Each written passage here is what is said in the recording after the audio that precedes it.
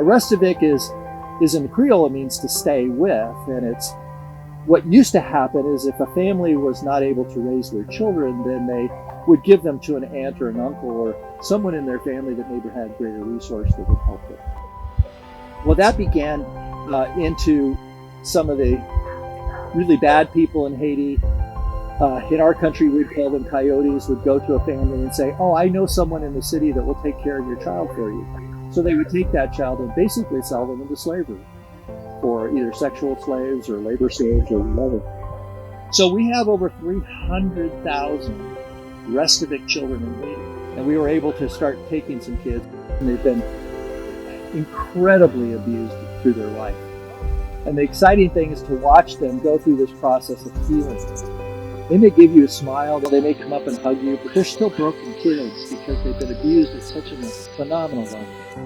So there's a lot of physical and medical and emotional needs that are necessary, so we deal with all of those. Because they go to school, they have uniforms, they have rooms. What we do is we have a dorm that's split up into 4 different rooms, so our kids are part of a family of 12.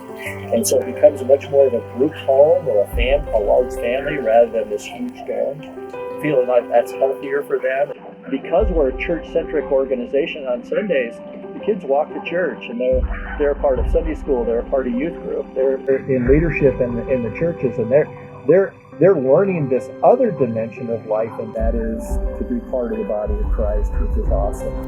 In 6th grade, they can read, they can write, they can do some simple math, enough to run a business. And if they're a tactile kid, they're not university type kid, they're a kid who can be a welder, who can do all those kind of things.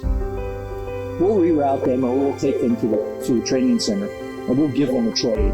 And the goal is, over that period of time while they're being trained, they'll probably go to live with a family in the church, so they'll learn the culture again. Life is like outside of the orphanage. They'll learn that whole process. And then once they graduate in their trade, then we'll give them, if they're a welder, they'll have a welder with them. They'll have tools. If they're not a mechanic, they'll do all those things. So they leave with all the ability to be able to run a business.